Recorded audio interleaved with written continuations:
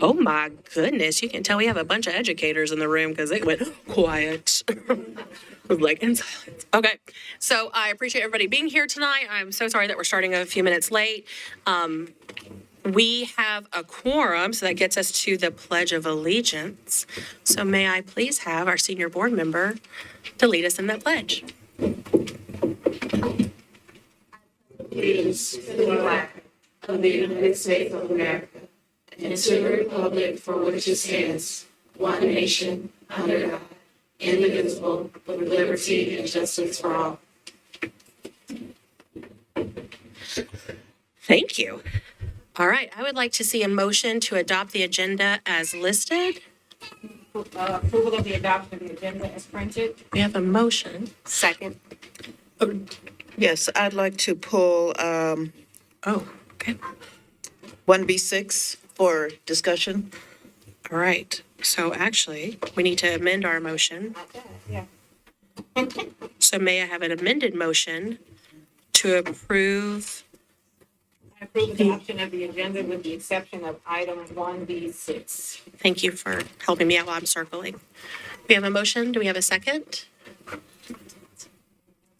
Thank you. All right. So first and seconded. Any discussion on this? All right. Seeing none. All those in favor of us moving forward with this addendum? All right. Miss Erin, are you in favor of us moving forward with this? Okay, thank you. All right, that's everyone. Thank you so much. All right, that gets us to awards and recognitions, and we have a very exciting full house with lots of good things to talk about. So without further ado, I will turn it over to our superintendent, our director of schools, to talk about the National Board Certified Teachers and our certified AVID schools. Thank you so much, Chair Elrod. And good evening, board members. Tonight, we have the privilege of recognizing a lot of great work by some of our district's very best teachers, as well as a group of schools in each tier that are pushing hard to expose our students to college and career opportunities. We're going to get started with our National Board Certified Teachers. National Board Certification is a professional endorsement of high-quality, accomplished teaching practice. This endorsement is granted by the National Board for Professional Teaching Standards, and a certification lasts for 5 years when it can be renewed.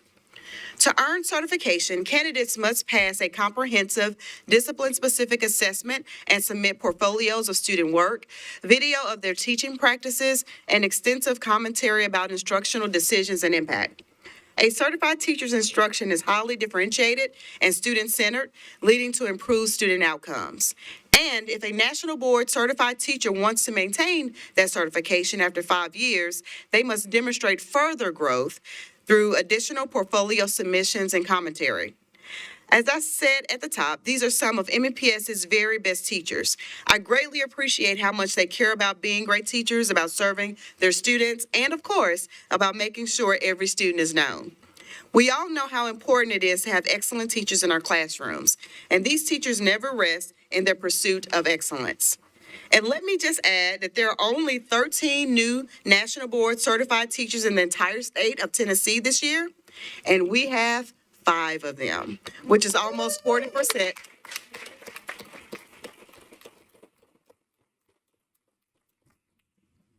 Yeah, I think that's about 40%, if my math is mathing correctly. So let's recognize our National Board certified teachers first, and then we'll recognize those who have successfully maintained their certification this year. Teachers, please come up front when I call your name so this admiring audience can see you, and we'll get a photo of each group. All right, we're going to start first with Rachel Balladay, a numeracy coach at Nashville Big Picture High School.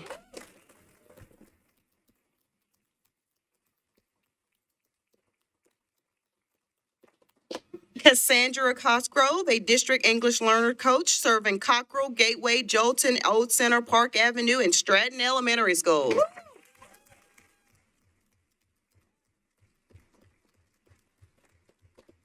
Hannah Homily, a science teacher at Hunters Lane High School.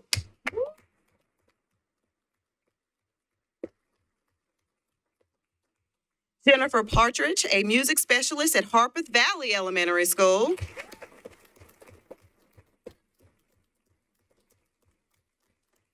And Catherine Prather, a social studies teacher at Martin Luther King Jr. Academic Magnet School.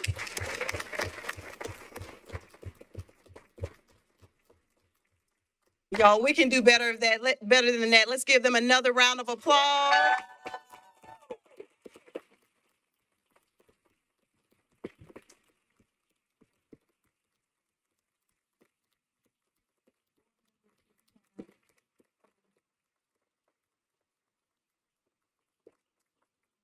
You all come on up for a photo, and any board members are any fabulous speaker representative. Come on and join us.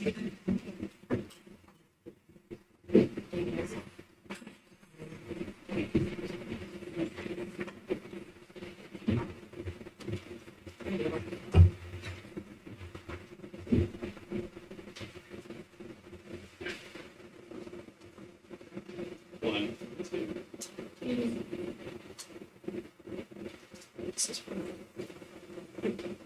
All right.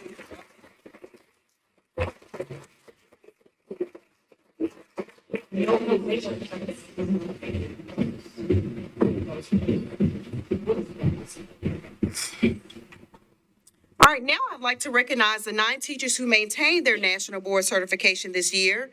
Again, teachers, come on up front when I call your name, and then we'll get a group photo afterwards. First up is Teresa Agee, a math teacher at Martin Luther King Jr. Magnet School.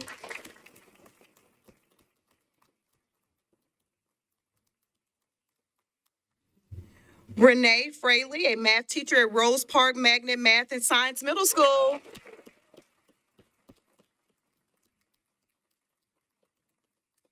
Come on up, Janet Malone, an art teacher at Norman Binkley Elementary School.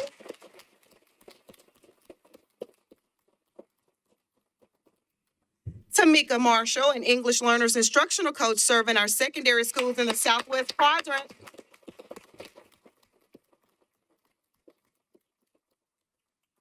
Dietrich May, an English learners teacher at Donaldson Middle School.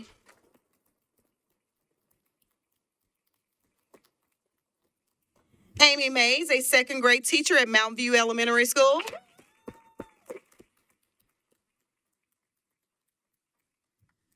Holly Rang, a choral music teacher at Pennington Elementary School.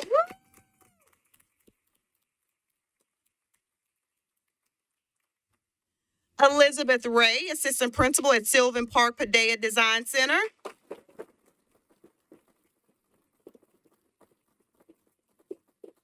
And last but not least, Meredith Sorobi, a third grade teacher at Mountain View Elementary School. All right, let's give them all a collective round of applause and congratulations.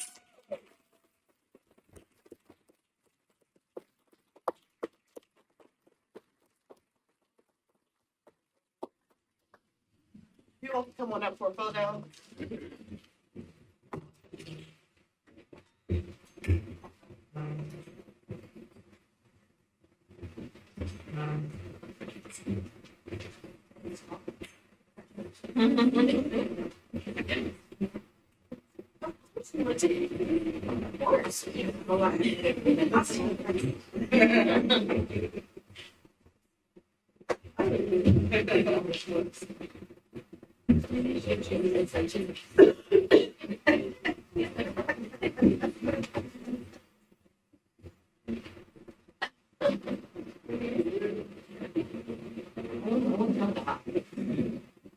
All right. 1, 2. 1, 2.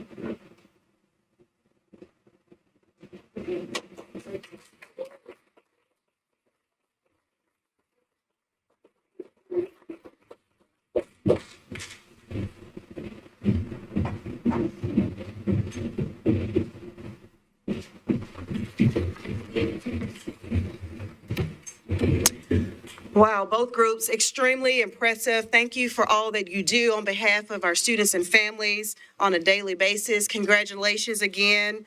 to all of you for achieving and maintaining your national board certification. Now, I'm excited to recognize 18 schools that have earned certifications from AVID, which stands for Advancement via Individual Determination. AVID is a college and career readiness framework that many of our schools are using to expose our students to the opportunities ahead of them. And we're not just talking about high schools. Exposure to post-secondary opportunities can and should start much earlier than that. As they've established themselves as AVID schools and met AVID expectations and metrics, our schools have been certified at several levels in the organization's recognition system. And we expect to have many more in the years to come as they complete the certification process, which takes at least 2 years. So I'm pleased to be able to shine a light on these 18 schools tonight. I'll ask their principals or other representatives who are here from their schools to come up front as I call each of your schools' names. First, for our certified AVID schools, Chadwell Elementary,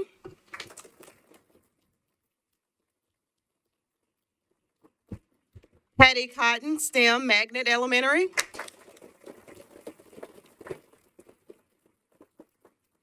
Ida B. Wells Elementary, Schwab Elementary,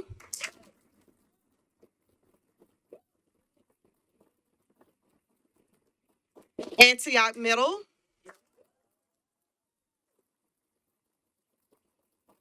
DuPont Hadley Middle, Madison Middle,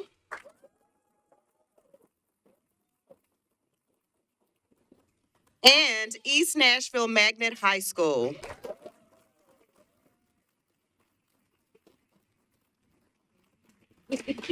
All right, as they're joining us up front for a photo with our school board members, let's give them another round of applause.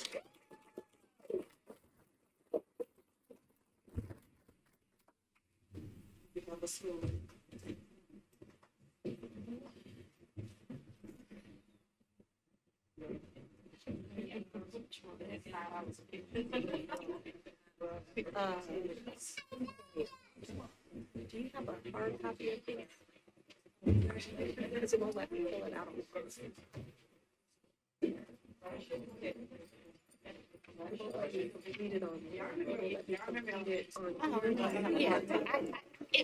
Yes, I had to get to at the end of the board meeting. I just forgot to print it, that's why. But I got you. All right, thank you. You welcome. 1, 2, 3.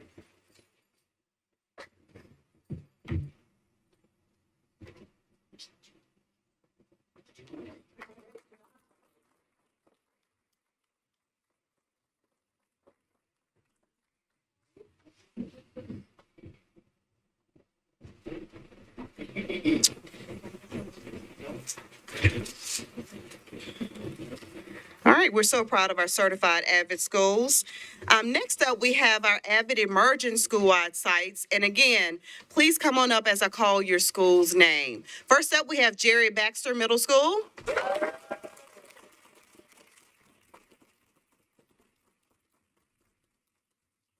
John F. Kennedy Middle School.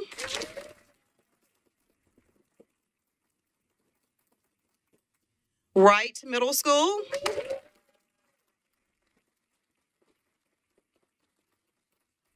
Antioch High School.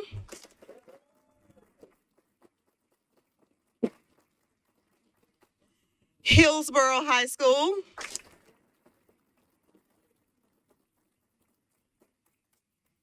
James Lawson High School.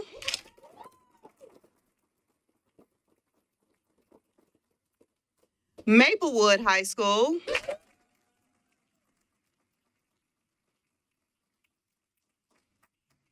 And Whites Creek High School.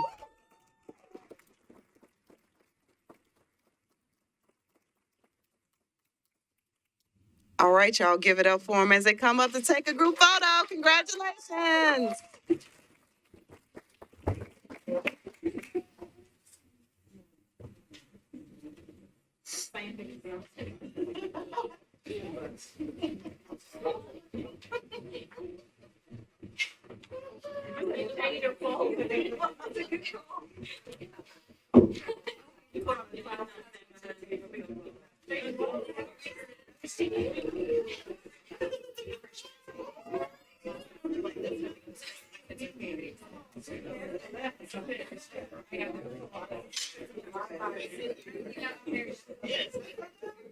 All right, ready? 1, 2, 3.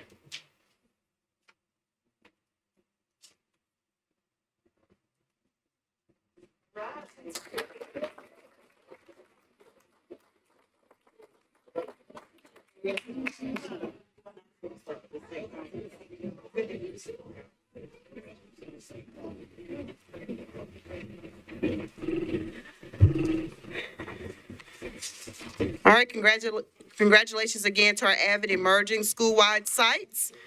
Y'all, we've been hard at work on our Avid district-wide. I'm so proud.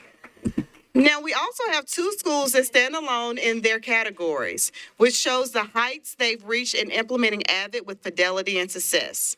First up in the category of Avid School-Wide Site is John Overton High School. Let's give it up for Overton.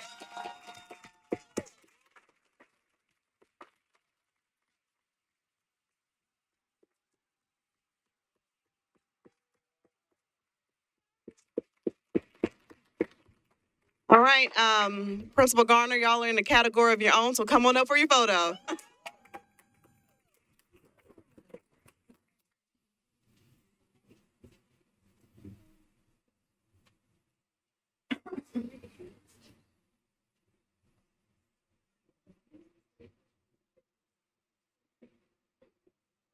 One, two.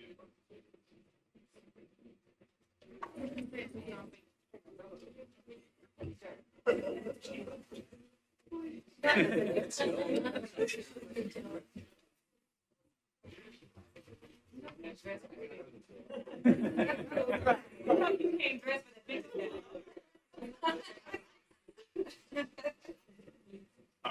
1, 2.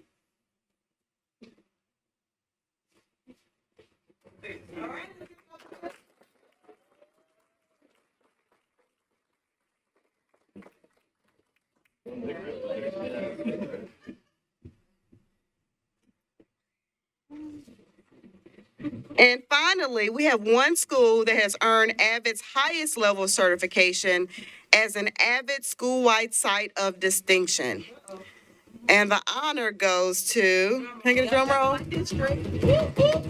Y'all give it up for McGavick High School.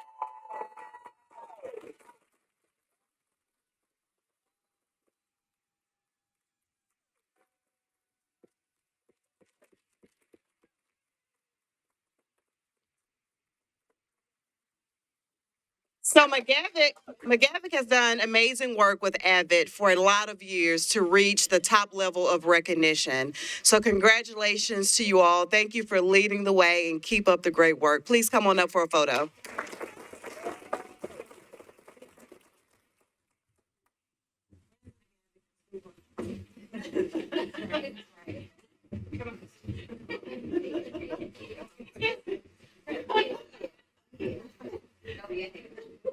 All right,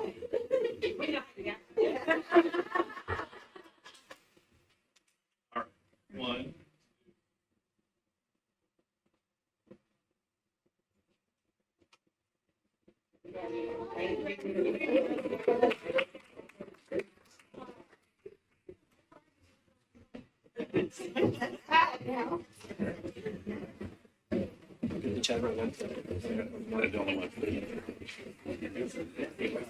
All right, so congratulations again to all of our educators, our schools who are leading not only the state, but the country. We're extremely proud of the work that you're doing every single day. And just a little sneak peek, because I can't help myself, we'll be celebrating our new state championship swimmer who broke not 1, but 2 records over the weekend, but that will be coming pretty soon. So again, congratulations and thank you to everyone. Thank you.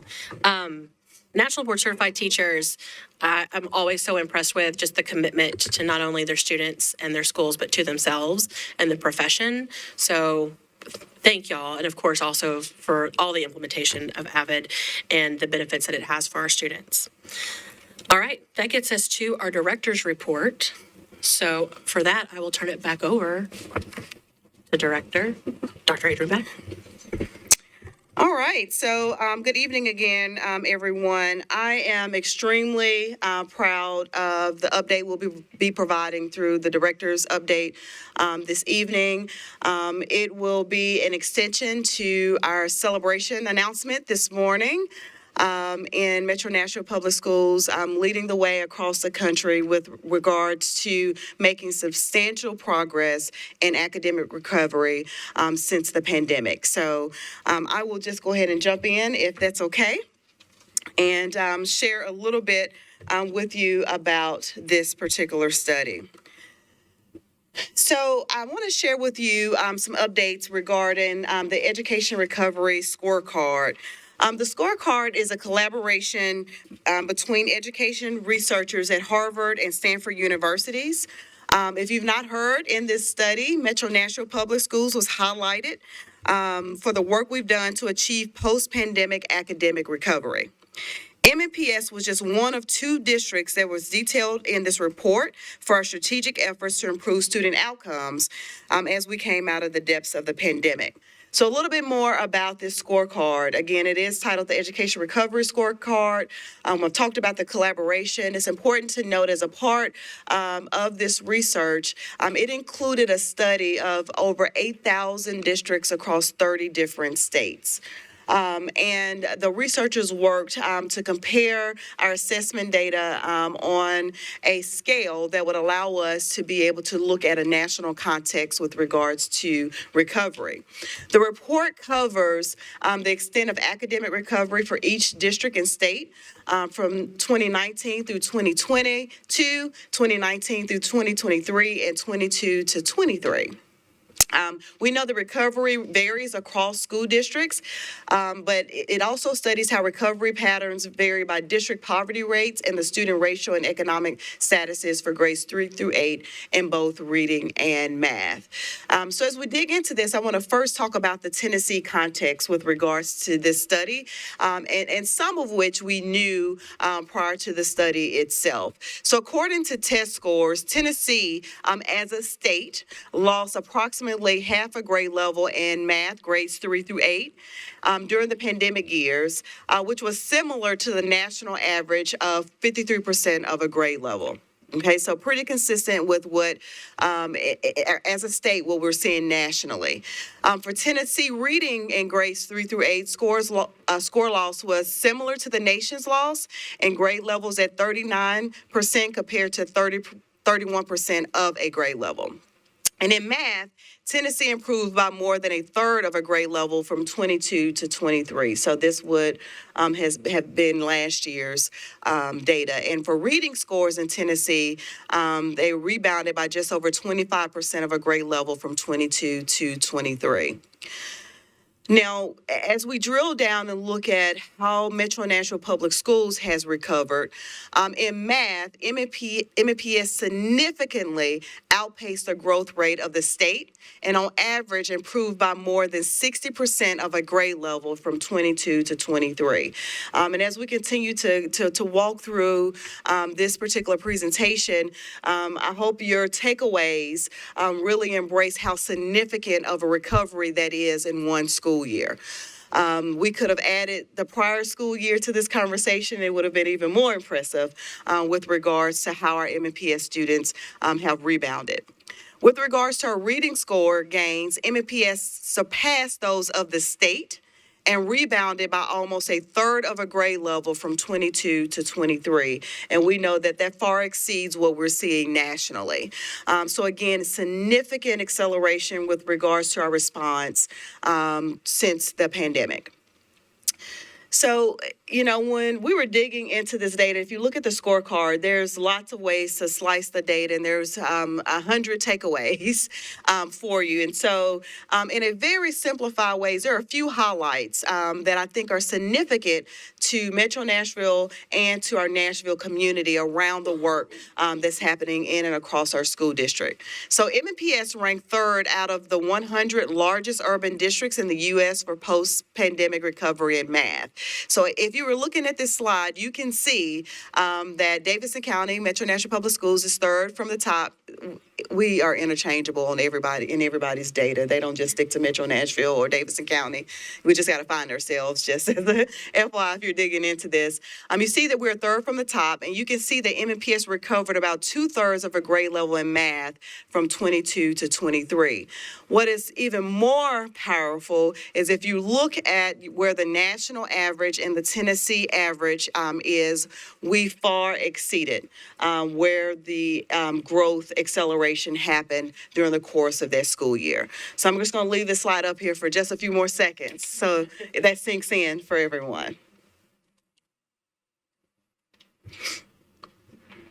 So again, up until this point, we've been able to compare ourselves to the Tennessee context. This is the first time in pre-pandemic data that we now see where we're situated with regards to a national context. And this, again, is very specific to not only schools nationally, but here on this slide, you see a comparison to the 100 largest urban school districts in the U.S., which speaks to the scale of work and acceleration that must be present in order to show up as third out of 100. That just feels like a clap to me. I'm sorry.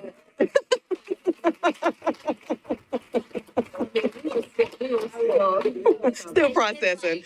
It never feels. Yeah, I did. I said I was going to sit here for a few seconds. I'm sorry, my wait time is not good. So with regards to reading, right, MNPS ranks 6th out of the 100 largest urban school districts in the U.S. for post-pandemic recovery. You'll see in the ranking where we are at 6th, and MNPS recovered about 1/3 of a grade level in reading from 22 to 23. This is also very significant when you're talking about your pandemic response. I'm going to sit here for a few more seconds, so.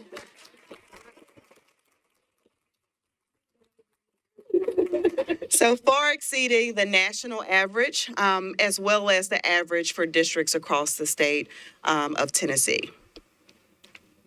Extremely significant. Now, it gets better. It gets better. It was important for us because we saw such significant progress with reading and math, we also wanted to dig into what did it look like across the country with regards to acceleration in both reading and math. And you should know that MNPS is one of 2 large urban school districts that showed up in the top 10 list for both reading and math. Woo!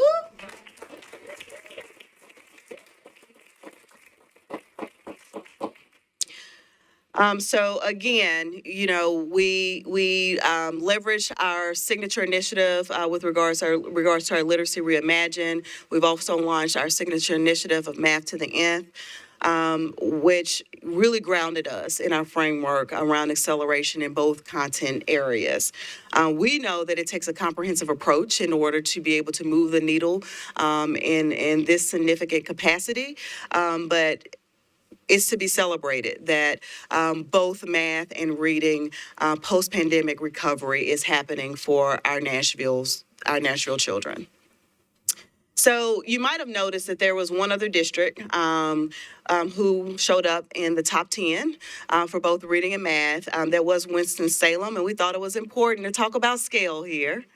As you can see, Davidson County, Metro Nashville Public Schools serves over 80,000 students, and we have a pretty significant free and reduced lunch percentage, equating to our economically disadvantaged students. And so I share this because of the scale of the diversity in our demographics that we serve. And when you're thinking about closing achievement gaps on behalf of our students, understanding the makeup of districts with regards to this acceleration is important to this conversation as well. Huge. So if you were to dig into the scorecard on the website, you might have noticed that Nashville was highlighted as one of the case studies to accompany this data. So we were called out as a district that made substantial progress towards academic recovery. And we know, based upon our conversations, that there are approximately 5 districts that the researchers wanted to dig into. And they spotlighted 2 districts. And it was very intentional as to why they spotlighted those 2 districts. And that was our ability to articulate exactly what strategies we leveraged in order to see this growth that we're seeing. And so they did spotlight both Birmingham, Alabama, and Nashville. Again, this is not a Tennessee study. This is a national study recognizing that post-pandemic recovery. So very significant. 2 out of over 8,000 school districts across the country. Okay. And so, as I'm thinking about this and as my team is really thinking about how we double down, it was important for us to reground ourselves in this slide. As this community knows, we start every data discussion, every presentation, every update with reminding ourselves of who we are, right? Focusing first on our core tenets, surrounding that by our focused outcomes. And I just want to acknowledge this. We were clear in our focused outcomes that we anticipated and we expected academic growth and achievement for our students in both literacy and numeracy. So there shouldn't be a shocker here because we have been laser focused on our post-pandemic rebound with both literacy and numeracy. Okay, clarity here. And then we also outlined our focus outcomes around SEL and transitions. And then on the outside of that box, you see our signature initiatives. It was our ability to both discipline ourselves and operationalize how we as a community work together to make sure that we're accelerating outcomes for our students. This is part of our conversations with national researchers that really sets us apart, is our ability to articulate how we're going to move the needle for our students. And this is a perfect time to just talk about how we are one district in that between our support hub and 132 schools, how we've come together to realize these outcomes for our students. This is a comprehensive effort to make sure that all arrows are pointing in the same direction, creating coherence within the system. So I just want to acknowledge the connections there. We know that we have a mantra in Metro Nashville Public Schools, which is every student known. We have a commitment to continuous improvement, know where you are, but don't stay there. And so this particular slide really highlights the largest magnitudes of post-pandemic recovery, like what we could name, right, very easily around what's happening in Metro Nashville Public Schools. You're going to see a crosswalk to the conversation we just had in our budget committee meeting with regards to doubling down on ESSER investments to continue to accelerate these outcomes on behalf of our students.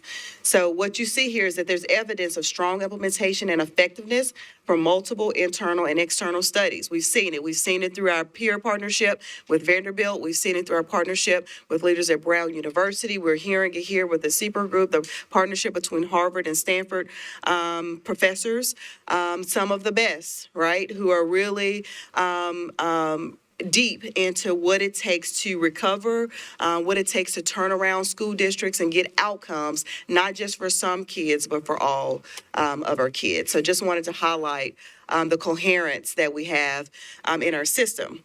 And as you dig into this report, this research, the researchers make a few recommendations. as a response to where we are as a country. So the first thing that the researchers recommend is that districts should inform parents if their students are below grade level in math and English so families can enroll in summer learning. Schools should expand summer learning seats. They should extend recovery efforts into the new school year. Just alignment. The local government employers, and I wanted to pause right there too, but everybody might not be with me yet. And community leaders getting involved in helping lower student absenteeism. And so the good news for Metro Nashville Public Schools is that these strategies, these levers have been a part of our pandemic response from the beginning. And most intentionally, we're having a conversation about avoiding an ESSER cliff and creating an ESSER bridge to get at the third point here to extend recovery efforts into next school year. It is to be commended. And so I would like to invite up to the podium just an expert in the field, Dr. Jason Grissom. You see his bio here. He is a partner with us from Vanderbilt University, the faculty of TERRA, the Tennessee Education Research Alliance, and just a phenomenal leader with regards to our Vanderbilt peer work. So, Jason, I would just love for you to kind of shed some light and your insights with regards to your learnings and the impact with regards to this particular study. Sure, no, I'd be happy to. So Dr. Battle asked me to just talk, and I'll be very brief, to sort of put the results of the study in a national context and also say what we know from sort of the broader research about pandemic recovery. Can we go to the next slide? I don't seem to have a way to advance. So the first thing I want to say is that the results here are really exciting. And I say that because, you know, the learning loss post-COVID is like the defining event for a whole generation of kids. And as a researcher, it's been like the most depressing thing to have to witness, right? The drop-off that happened in terms of kids' lost learning opportunities in the post-COVID era. But just to put, these are just numbers from the report. I'm going to repeat a little bit of what Dr. Battle said, but just to put them in a little bit different of a context. So there are 30 states in the report that had data. I mean, they would have done all 50 if they could have. The researchers put together, though, the data that had from the 30 states that had test scores that could be put on this common metric. And so when you look nationally at what happened to the average student in the United States from 2019 to 2022, roughly that pandemic era, you see this loss of, these are grade level equivalents. So on average, a loss of half a grade level for a kid in math, a third of a grade level in reading. That's what happened between 2019 and 2022, those 2 years that we have complete testing data for. Then what the report is really highlighting is, well, what happened between 2022 and 2023, right, as we were starting to get back on board? And so nationally, we see this recovery in math of 0.17 grade level equivalents, which means kids learned a grade level plus 17% more. Like they picked up what they would have over and above. They beat expectation by 0.17 nationally and 0.08 in reading. All right. That means, though, the net loss is still, 0.36 nationally in math and 0.23. So kids are a third of a grade level behind nationally in math where they would have been and about a quarter behind in reading. All right. That's the national picture. All right, so then I put MNPS's numbers up here just to put them in comparison. So between over those pandemic years, compared to nationally, kids in MNPS they fell further, right? Because these numbers are not adjusted for anything, right? These are not accounting for things like, student poverty and so forth. This is just what's happening in MNPS relative to everywhere else. And so that's a pretty depressing story, right? It's depressing for everybody, certainly depressing from a research point of view. But what's super exciting are the numbers, and these are the numbers Dr. Battle was already highlighting, which is the green part in bold, which is what's happening between 22 and 23, where MNPS is dramatically so overperforming relative to national numbers. So kids learned a grade level in math, but then they picked up 60% more of a grade level in a year, essentially, the typical kid in the district in math, and then a third more in reading, all right? And to me, as a researcher, that's really exciting, but also as an MNPS parent, that's really exciting, right? Because I'm watching what's happening in my own house, right? And so, to see that level of recovery, I think is really exciting. And so it suggests to me that what the district is doing is working, all right? So that's really exciting because that says when we're looking at strategies that we think might be successful, well, we must have examples right here in this district. I've got a slide about that coming up. The other takeaway here, though, is what's happening with that net loss down at the bottom, which is we haven't gotten all the way back, right? We haven't quite gotten back to where we were, and so so we want to keep, I think, the foot on the gas pedal, so to speak, and yet. Where we sometimes are in education research is we don't quite know where we're going. I think in MNPS we know where we're going, so that's really exciting. Next slide. So then the other question was, well, what is research? What do we know nationally about what works in terms of pandemic recovery? And I think research on recovery suggests it's really important kind of to think at two levels. So one of those is that kind of a direct level, like what's happening with instructional intervention. You can basically, in a way, it's kind of simple, right? You can do two things with kids. You can extend the amount of learning time they get. You can extend their instructional time. You can do that in different ways. High dosage tutoring, that is extending instruction, right? We're doing it sometimes in the morning. We're doing it after school. We're doing it during the school day. We're trying to be strategic about how to use time in the day to get kids more learning opportunities, right? So that's one thing you can do. The other thing you can do is you can raise the quality of what happens in that instructional time. And so that's like investing in high quality curricular materials and other kinds of things you can do to ensure that what kids are getting in that moment is more helpful. So that's the direct piece, and we're doing that. Lots of districts are doing that. But it's important to think not just about the direct piece, but also about the indirect piece, right? What are the other pieces that you need there to be able to support those interventions? And I put three. You can throw all three of them up here because I think that there are three strategies that research suggests, investments that districts can make, and the district's making them, but research outside of the district suggests this really matters, right? So family engagement is really important. You got to get kids to tutoring, right? You got to get family support for what's happening in that instructional intervention. You've got to worry about kids' socio-emotional needs. You got to worry about kids' mental health, right? You got to have them in the place that they can receive the extra instruction. And then the top one is leadership, and this one's here. This is what I really believe in. This is what I study and have spent a career thinking about. Is how important it is to have high quality principals and leadership teams broadly, assistant principals, deans, instructional coaches, et cetera, supporting what's happening around direct intervention. And the district has really doubled down in that area in the last few years. And I think that's making a big difference in the ability to be able to deliver extra instruction, higher quality instruction in classrooms. And so anyway, those are the only slides. Those are what I wanted to say. But, to say, again, made big progress. And now is the time, I think, to, press even harder on the accelerator, double down on the strategies that are there because it seems to be working. And it's amazing. Thank you. Thank you so much, Jason.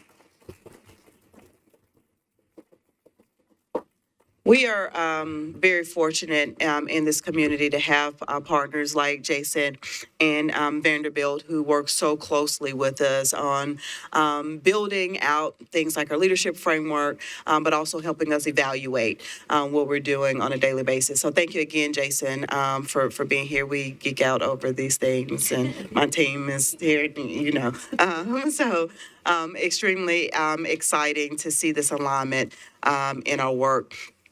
Which brings us to our ESSER Bridge conversation. And we just spent about an hour in Budget Committee thinking about some of the strategies that we feel are key levers for us to continue. Part of the researchers' recommendations were to continue these recovery efforts for the years to come. And so part of that conversation has been leveraging approximately $77 million of our fund balance reserves for next school year, FY25, to continue these programs, these services, and personnel to meet the unique needs of our students. And so we see those strategies there, and I'll call them out just briefly. Continuing to aspire our student-based budgeting funds directly to our schools to meet the unique needs of their school community. Continuing our scholars portfolio that includes our Promising Scholars summer program, Accelerating Scholars, high dosage tutoring program, and Enriching Scholars, our weekend enrichment opportunity for our students. Having a nurse in every school, continuing with our textbook adoption, having those high quality materials in every school, continue with our mental health supports. I mean, we see the alignment here, right? Meeting the basic needs and increasing our security measures with our safety ambassadors. As you're thinking about leadership development, and Jason knows our work well. When we say leaders, we mean everyone. Every stakeholder that is a part of our organization, we consider a leader, and we feel it a responsibility to equip and empower our leaders at every level to bring their very best and to give our students their very best every day, to continue with our college and career readiness systems and structures, and to continue moving forward with our Community Achieves expansion that specifically speaks to our family university and all of the resources that we have available within our schools. And so I'm going to close by thanking any and everyone that's played a part in the acceleration in the success of Metro Nashville Public Schools. There is not just one teacher, not just one principal, one bus driver or nutrition services leader. It has taken our students, right, our families, our business partners, the community to really buy in to our strategic plan, our planning and how we've leveraged our ESSER funds, leverage our operational budget, our capital budget, every dollar we've had at our disposal. And it's not easy to do because building a culture that aligns to a mantra of every student known is not easy. So I just want to thank everyone for all the work you have done and all the work you will continue to do. We know there's lots of work that still needs to be implemented and accomplished in Metro Nashville Public Schools. But this data being recognized in a national context for the work that we're doing is significant to our ability to keep the momentum. And so to the entire community, to everyone that's a part of Team MNPS, thank you. Thank you, thank you.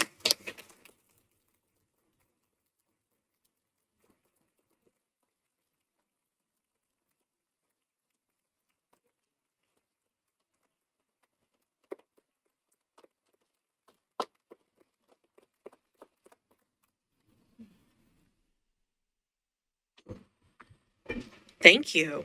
Before we get discussion, and I'll look around, see if anybody else has any other comments in response. We had a press conference this morning, and it was very telling to me that with the experts that were there from Council of Great City Schools and otherwise, that the big focus was that this was not done alone, and that the gratefulness should be to our staff and to our teachers and to our school personnel and to the people that support them. Curriculum is important. I won't say that it isn't, but it's our people that make the real difference. So I so appreciate that, and I want to make sure that we recognize and that I echo that recognition of the work that was done and the push that was made. So.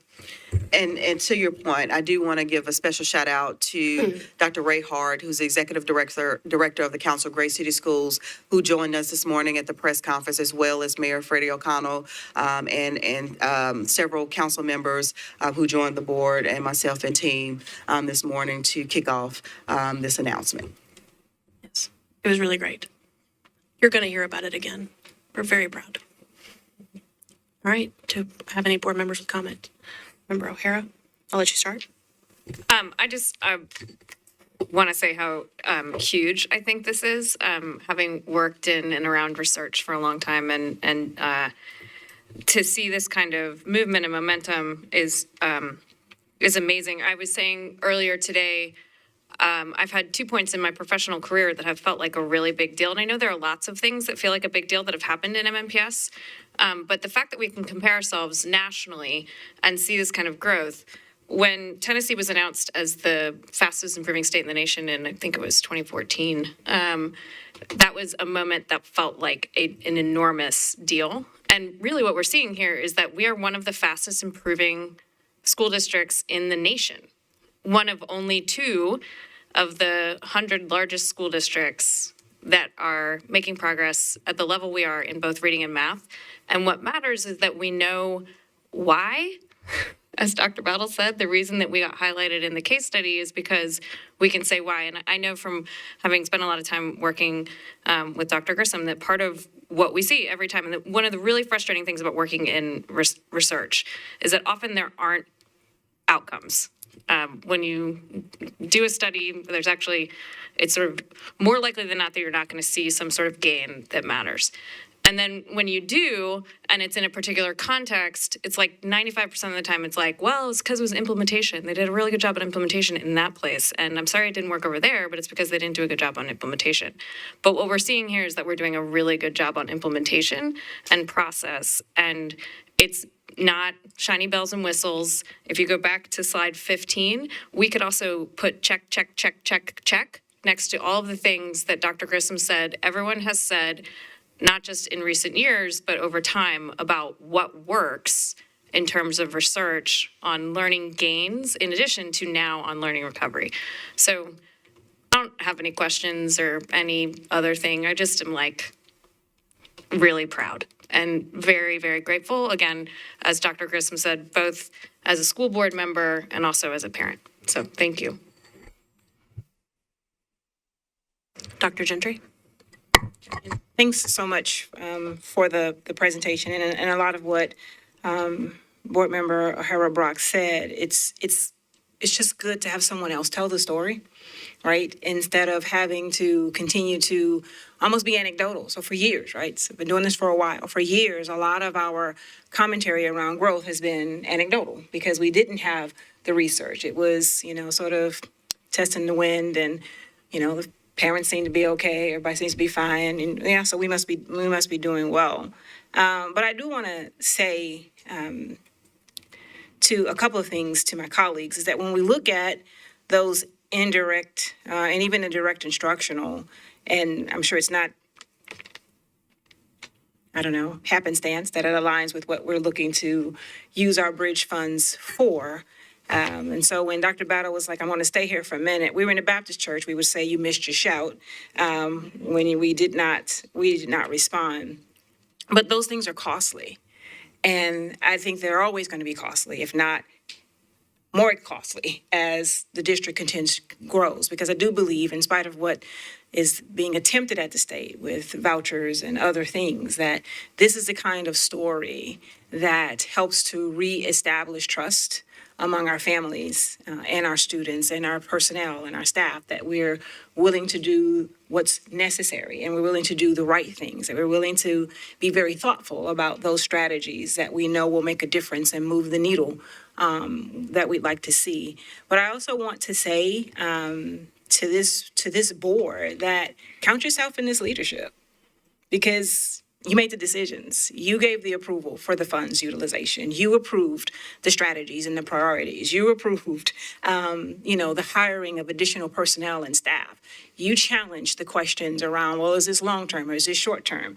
Is this something we should be doing with ESSER dollars? You asked the right questions and were difficult when it was necessary to be difficult, and supportive when you were clear that a strategy was established that you could support, that you could continue to advocate for at both the local and the state level, and that you could clearly articulate to our parents why it was important that these are the kinds of things that are happening. So I want you to not walk away from this table only viewing Dr. Battle and our teachers and our personnel and our support hub staff. I'm going to get that right before I walk away from here. I swear to gosh. Thank you. Our support hub staff and team members as a part of that leadership. You put them on the path to be able to do the things that were done. And so I just want to, again, thank you all. I intend to do it at least 7 more times before this is all over, said and done. But thank you all for giving me this experience as a board member here in MNPS, because it's unique. And I hope you know when I say you set the tone and you set the culture. So whomever joins us, or you all at this board table, set the expectations out the gate of what kind of board this is and what kind of expectations we have for board members and how we support the leadership and the efforts of this district. Thank you.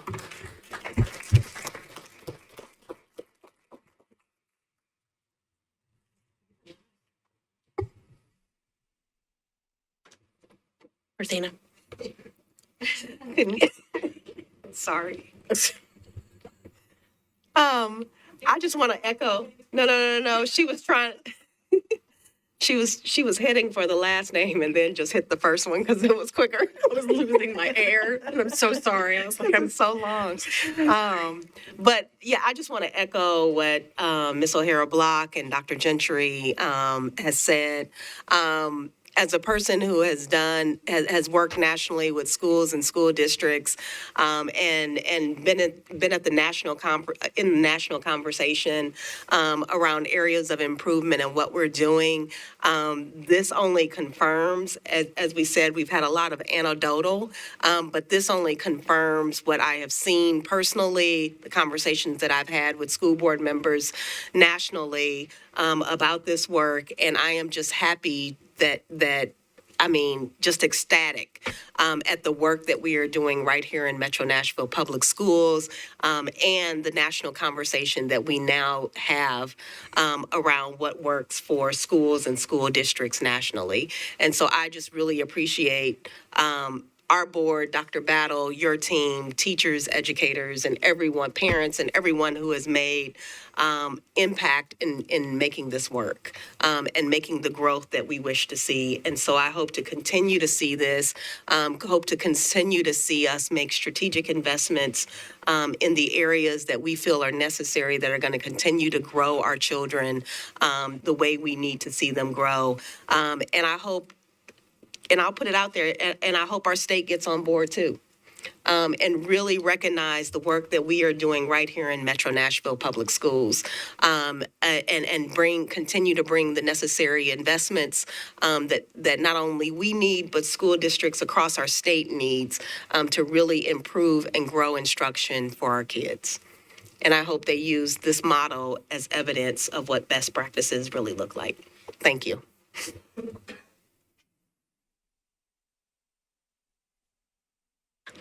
I also wanted to point out quickly that Winston-Salem is also going through AVID as well. I know I've met a number of them this summer at a training, and so it's not just the things that we have recognized in this work. It is so many things that have come together, but of course it means that everyone works together on those. So I appreciate the words that were said by the board.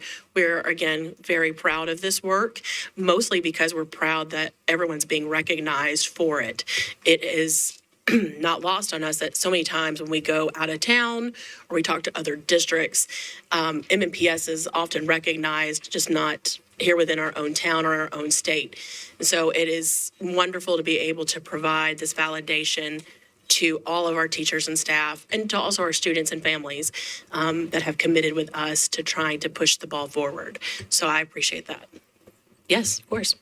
I'd be remiss if I didn't acknowledge that, you know, we focused over the last year, and I'm going to look at Tina because she can stop me if I misquote anything, but this is 2 years in a row that we've seen great growth and acceleration. And I mean, we're on a quest to a three-peat, and we know how difficult that is, how intentional you have to be, but we know it's necessary to make sure that our students recover and that they're on that path of success that we all want for them. So I just wanted to acknowledge that, you know, the last 2 years we've seen unprecedented growth in our students, outpacing not only the students in the state, but across the country. And we are very intentional in continuing that path, but it takes a lot of courage and it takes a lot of digging in to make sure that we know where every student is, again, that every student is truly known, that they're valued, that they're cared for and supported in our system. All right. Thank you all so much. That gets us to public participation. Public participation is our time during each board meeting where we can hear from MNPS stakeholders that have signed up to speak in front of the board. And you have 3 minutes. At the end of your 3 minutes, you will hear this sound. Thank you so much.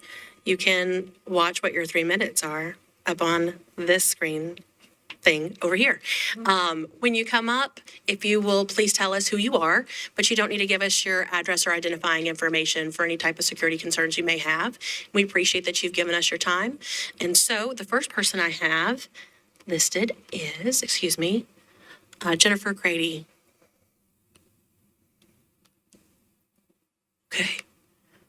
We'll move to the next. Sophia Payne. Hi.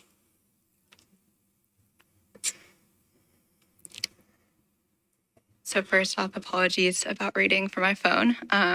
My printer is not working at home. All right. Good evening, Dr. Adrian Battle, Chair Elrod, and members of the board. My name is Sophia Payne, and I am a senior at Hillsborough High School. I'm here on behalf of Sunrise Hillsborough, which is a part of the larger national Sunrise movement.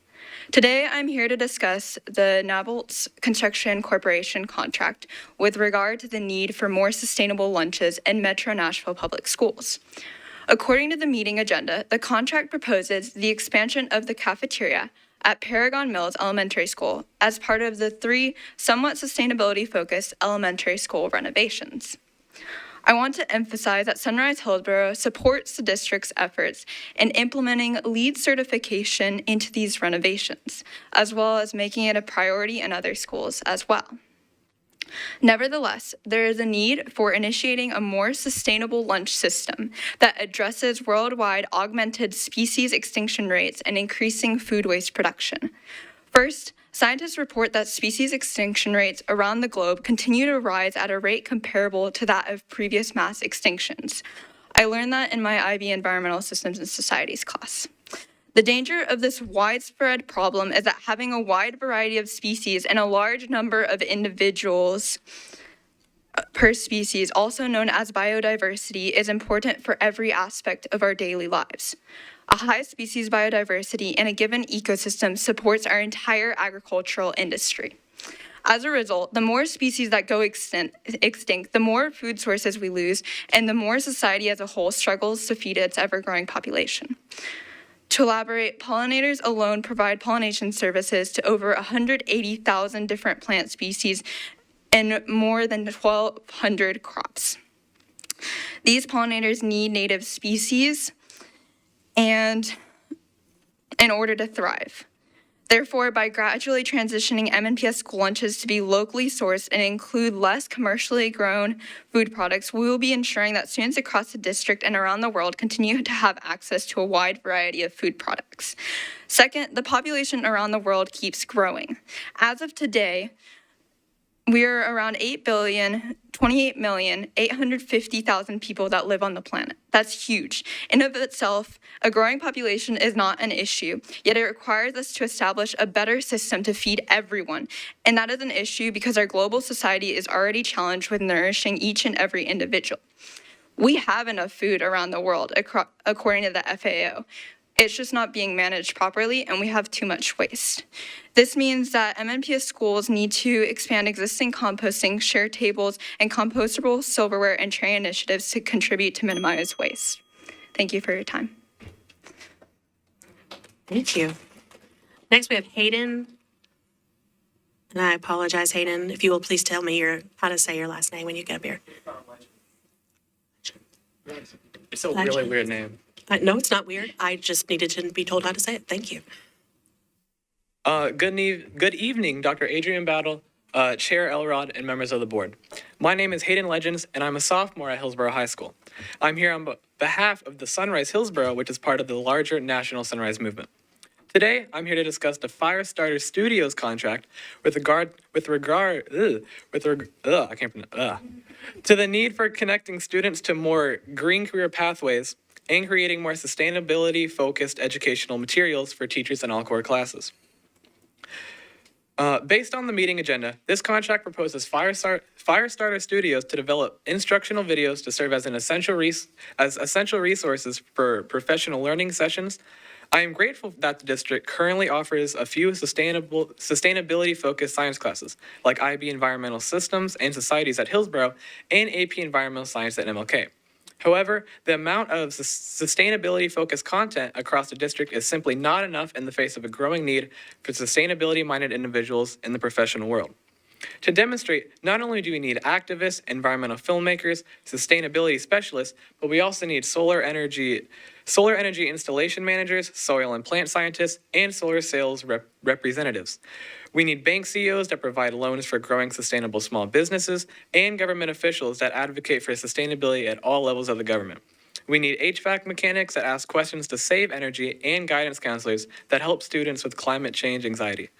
The list of all sustainability-focused careers goes on, and I don't have enough time allotted to say them all. And yet, the key is that there is a need for sustainability-minded individuals in almost every career that you could ever imagine. This idea is recognized by both Net Impact and the Environmental Defense Fund, among other major companies. I quote, "Employers across every industry and every sector now recognize that in order to attract top talent, they need to lead on climate, justice, and equity.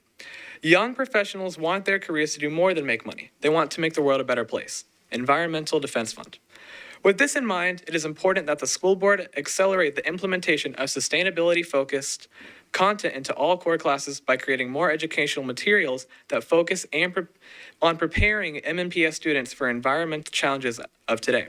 For example, the exemplary math and literacy teaching practices content created by Firestarter Studios could be exemplary for the rest of the nation in embedding more sustainability-focused content into math and science classes at an unprecedented rate. Math teachers could be taught to develop problems that focus on engineering design that enhances building sustainability or amount of diverted waste as a result of composting and recycling efforts, or a comprehensive analysis of district renewable energy savings. English teachers could be taught to focus reading and writing assignments that highlight pathways to green careers, analyze efforts in distinct local. Thanks so much. Thank you for your time. Thank you, Hayden. All right, we make sure that's what we have for public participation. Thank y'all for coming and then also staying. All right, that gets us to our governance issues. We have adopted the agenda with pulling off 1B6. So if there is no objection with us going forward with the remainder of that consent agenda and doing that next, can I have a motion to do so?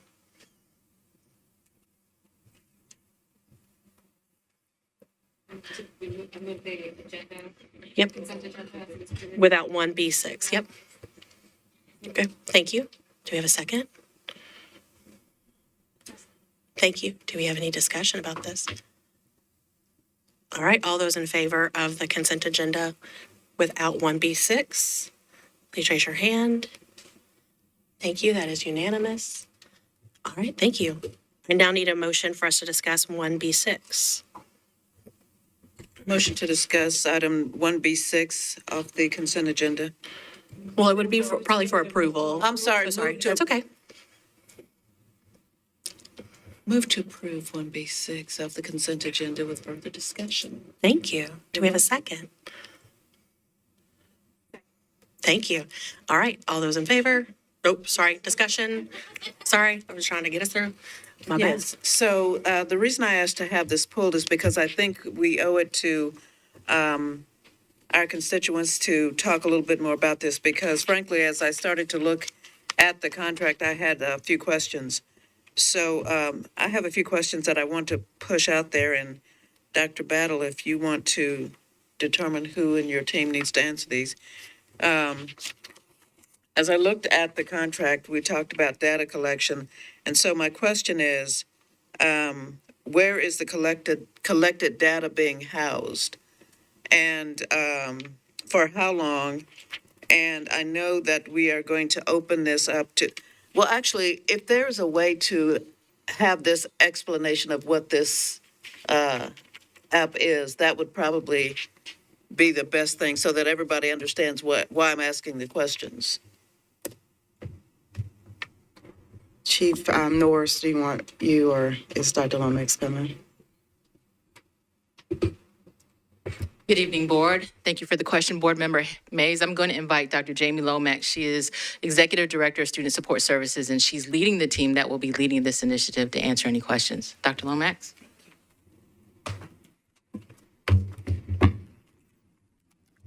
Good evening, Board Member Mays.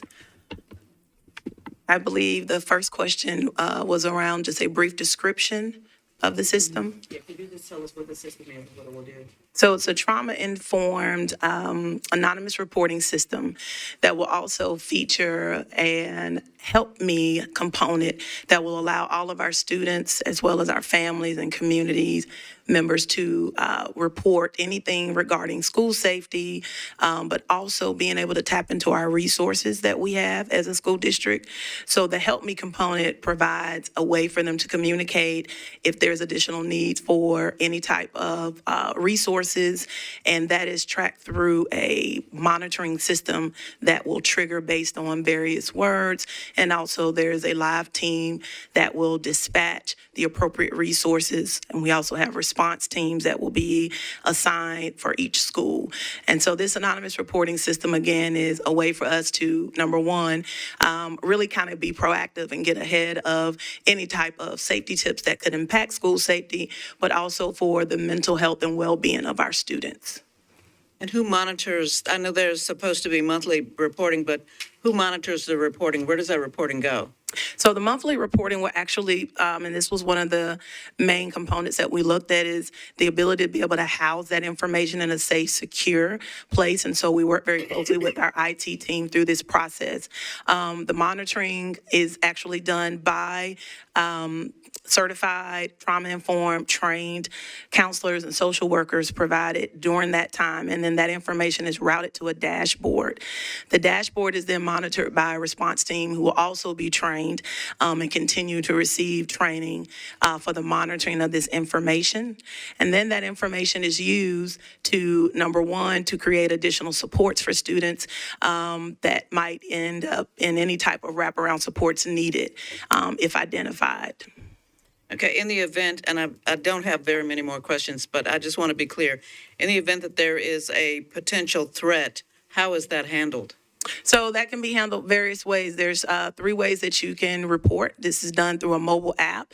It's also a crisis text line. There's also a phone hotline, and there's also a web-based.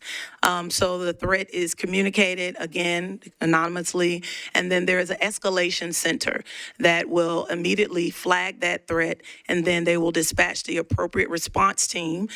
We have a support hub response team. Each school will also have a response team, as well as MNPD, who also works with us already in compliance with taking care of after-hour threats.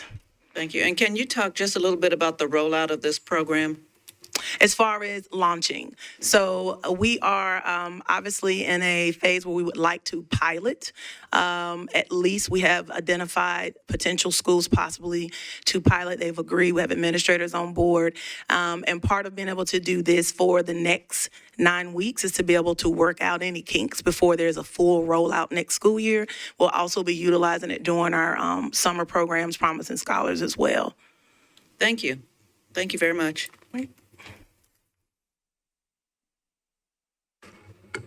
All right. We have a motion that's been first and seconded. I see no further discussion. So all those in favor of approval, please raise your hand. All right, that's everyone. Thank you. Thank you for answering all those questions. All right. That gets us to board reports. We had a budget meeting right before this meeting. We reviewed a lot of the information that we kind of discussed at the end about our, what we're calling our ESSER bridge and continuation of those services. We also voted on our board priorities, which are the continuation of those services, our ESSER services, and of course our continuation of operations, and our COLA request. So those are our 3 priorities that we'll be focusing on as we discuss our budget, not only with the state, but the vast majority of our budget is appropriated by the city. So that's where those conversations take place. Outside of that, we now come to announcements. So I will start with our student board members. So junior board member, will you start us off? Good afternoon. Just wanted to say happy Black History Month. I think it's really important to recognize the people and pave the way and the actions they took to get us where we are today. And I also wanted to say that last week was National School Counseling Week, but just because that's over doesn't mean we can't show our appreciation towards our school admin, our school counselors that go above and beyond for, their students and their futures and their mental health. So. Thank you. Senior board member? Good afternoon, everyone. I hope you all are having a good week so far. I want to first highlight me, Christine, and Dr. Battle. We're twinning. We have on our MLK shirts designed by a very wonderful and talented MNPS student, so that's really exciting. Also, I've heard it's time to pick my successor, guys.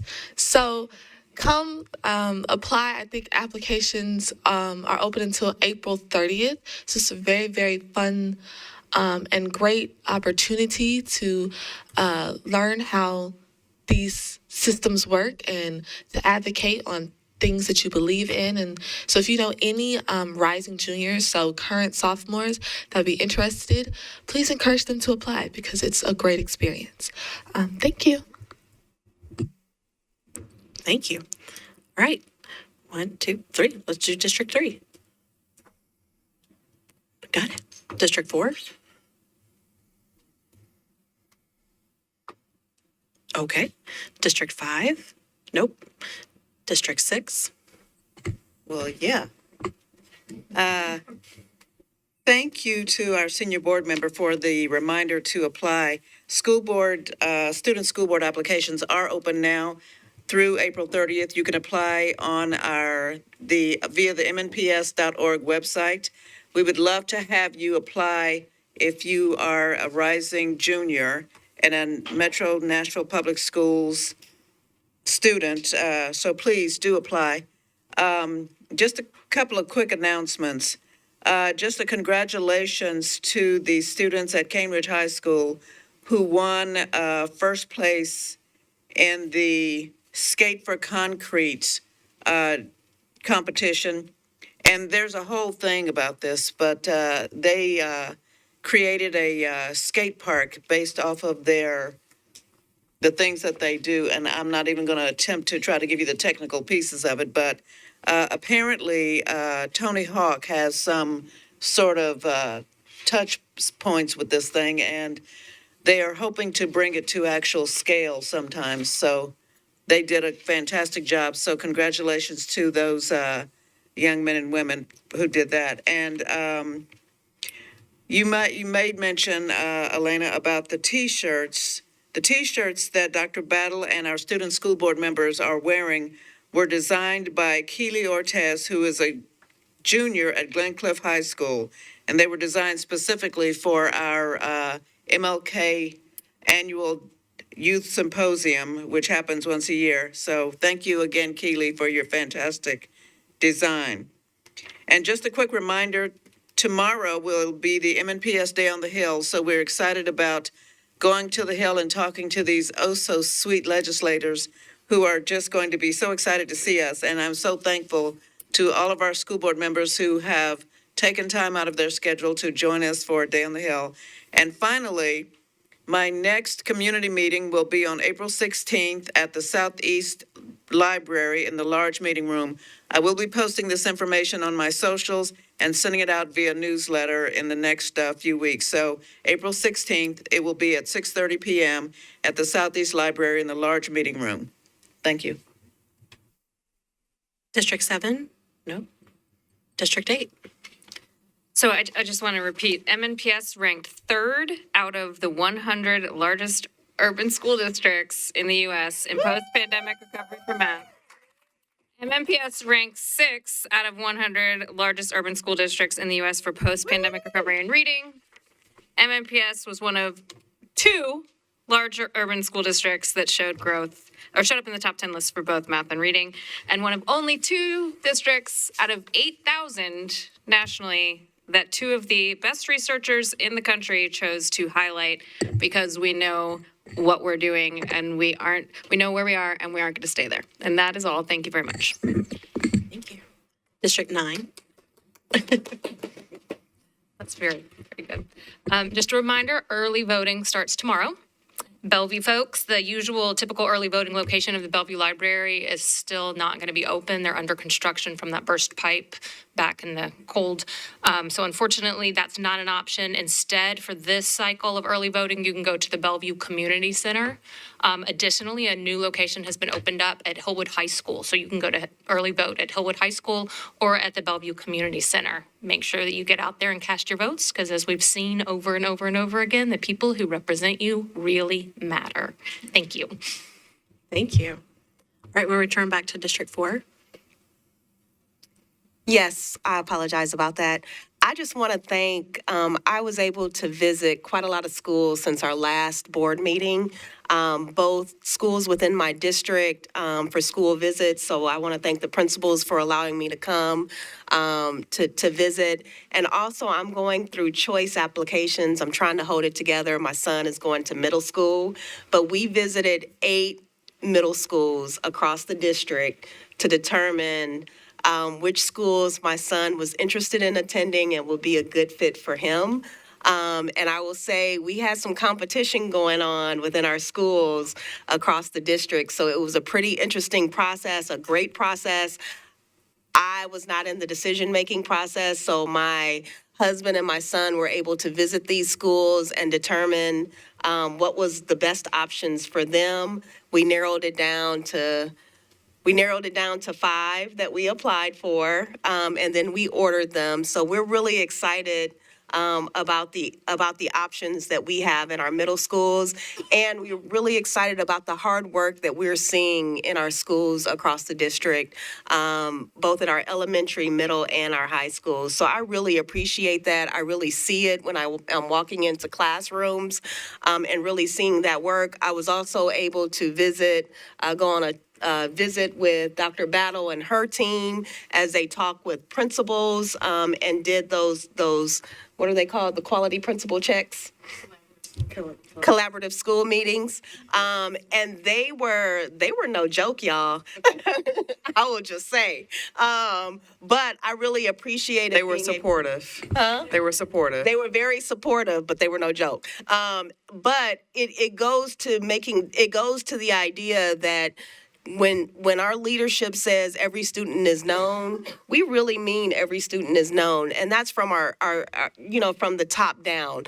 We're saying it, our Dr. Battle and her team are saying it, our principals are saying it, our teachers are saying it, and that message is very clear and very consistent wherever we're going. And I just really appreciate that. I really appreciate the hard work that everyone is doing to make sure that we are truly supporting students. And so if you ever have the opportunity to visit schools, I encourage you to do so. We're doing some great things in there, and it really needs to be recognized. So I appreciate you again, Dr. Battle, your team, for all of this great work. Thank you. Great. District 9. Yeah, sorry. I just also wanted to remind you, if you ever come to speak to the board, thank you so much for coming. If you don't get to finish what you're saying, please email us what you didn't get to say so that we get to hear your full remarks. I appreciate you. Thank you. Thank you. All right. I, of course, want to thank the very best high school principal, Dr. Gardner. Thank you for sticking around. So happy to have you at Overton and in District 2. So thank you for sticking around. Supportive visits will be at Overton soon. Maybe I can come. So I appreciate that. And then for board business, the March 12th board meeting that's during spring break, we usually cancel that meeting. And so we're going to keep with that tradition and cancel that meeting. But I wanted to, of course, let y'all know that and the public at large. So the March 12th meeting is not going to be held. And so we'll see each other, of course, because of spring break. Yes. Okay. Other than that, I would like it if we could quickly go as a board, I think there's some king cake and that kind of stuff and some little Valentine-y stuff. So if the board doesn't mind quickly meeting me back there, that would be great. And other than that, be there no further business, this meeting is adjourned. Thank you.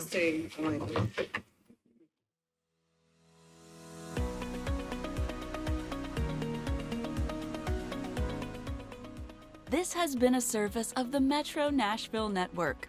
If you would like to see this presentation again, or for more information on this and other programs, visit nashville.gov